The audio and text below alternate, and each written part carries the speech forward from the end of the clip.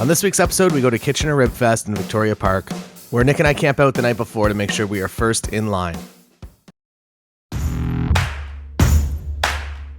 There's tons of great food that's in this region.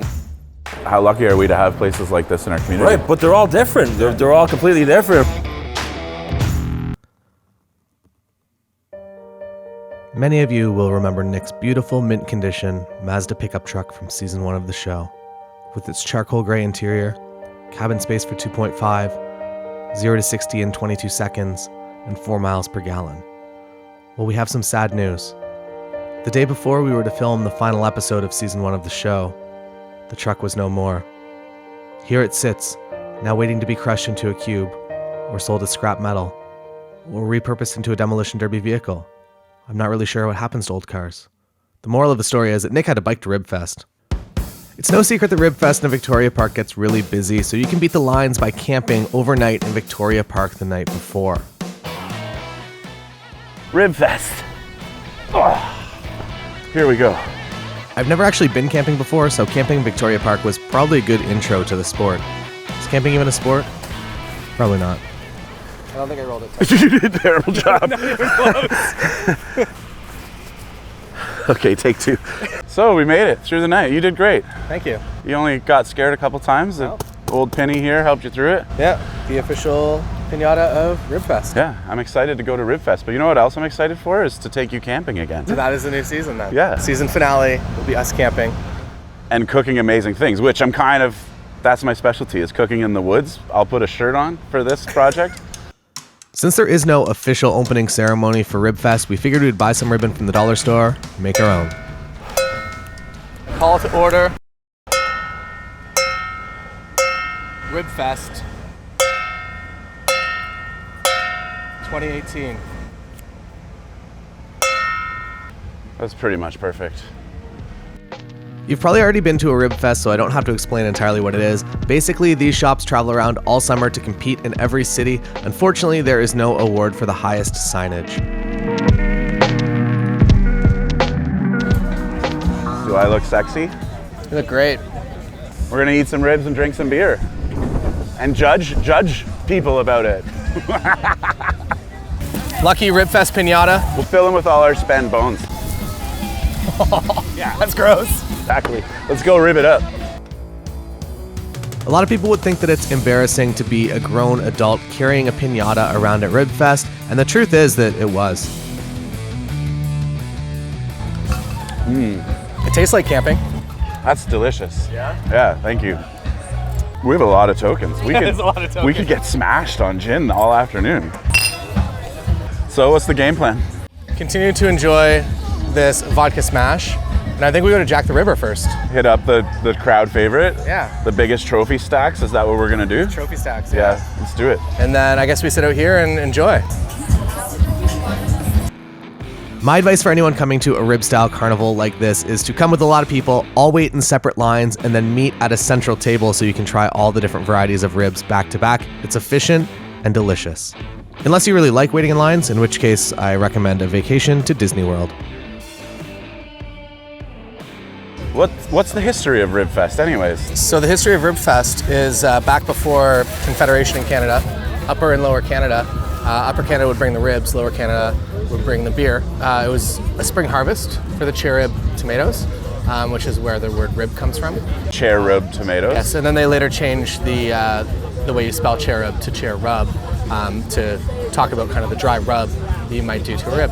And that's how Rib Fest came to exist. I got forks in my pocket. I got forks in my pocket and I don't know. A little more falling off the bone than I think I typically like. Good sauce, sticky sweet. It's good. I'm a fan of the sauce. I have to say, these are great ribs, but the Lancaster Smokehouse still has my heart for best ribs around. Here's a weird montage of us eating ribs. I like your bib. Yeah, thank you. I'm wearing a very yellow shirt and this is very red sauce, so I'm not afraid to wear a bib. Kind of disappointed that Nick didn't bring his own bib from home. Come on, man, we're professionals here. These are the kind of ribs I grew up on, where my mom would just sort of slow cook them in the slow cooker and then smother them with sauce afterwards. Delicious. Jack the Ripper, you did all right. Ah, Oh man. no. We're here at Boss Hogg's Ribbery. Gonna try them out. I like their music, I like their style. They got a guy back there playing the drums with the tongs. I've been known to do that, so I'm excited. I like the cut of their jib. Since there's only two of us, Nick and I waited in separate lines, and then Nick completely surprised me with his own efficiency hack for Ribfest. Shall we? Shall we? In line. I don't see why not. Wild. That's how the best use of time, right? I like that. I think I like that better. Got like a bitterness from the grill. This is a pro tip. Coming to Ribfest, get your ribs, wait in the next line. Pro tip.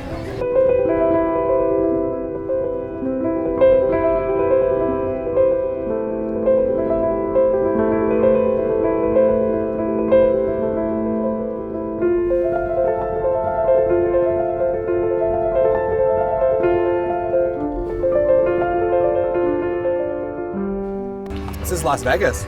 Yeah, ribs Royale. 24 hours ago, I was in an ice bar in Las Vegas. Really? Most sustainable place in the world. Doesn't take much hydro to keep that going. No, -5. It's Yeah. the hottest, right? These are the best by far. So far. Lots of crispy bits. That sauce is good. It's like smoky. The guy was rapping the entire time. He was doing both Ja Rule's parts and Ashanti's parts. Nobody can do that. I like how you eat ribs with all 5 fingers God gave you. That's how you do it. I like to keep this finger free in case I need to reject call. Phone call coming in, you can reject call. See how they're not falling off the bone quite as much as that first guy was? Yeah. I kind of like that. Gives you some bite, you know? So to answer the question, how many ribs should you eat at Ribfest? It completely depends on the number of pinatas you bring.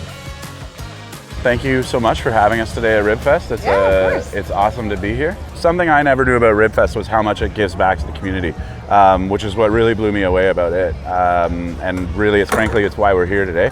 This to me is a truly special event for that reason. Literally every single year there's like almost $10,000 goes to the food bank, plus like a ton of food gets donated every single year. We also have a fantastic green initiative. Stuff that's recyclable is getting recycled. Things that are compostable are going to be composted. So last year we diverted 50% of the waste from landfill, which is just fantastic. And yeah, we want people to know about that, but we're not trying to drive that down people's throats. It's like the reason that you need to be here. Yeah, it's just the right thing to do. Beer and Ribfest. Yeah. Thanks a lot for having us. Yeah, we thanks really for coming. appreciate it, and cheers Love to to the have you success of here. the event. It's really something Thank you. special. Thanks. Awesome. So what do you think? What was your favorite ribs? I liked Vegas. Yeah, I Partially gotta go Vegas. with Ribs Royale too. Yeah. Big Boss Hogs. They had the best music, I felt, with that country vibe. But Is then there a they had trophy that, for like, best music? I haven't seen one. Next year. But the Ribs Royale, man, that guy had personality and his ribs were outstanding. Yeah. Those were really good. I'm excited to come back next year. All right. Cheers. See you next year. Ribfest.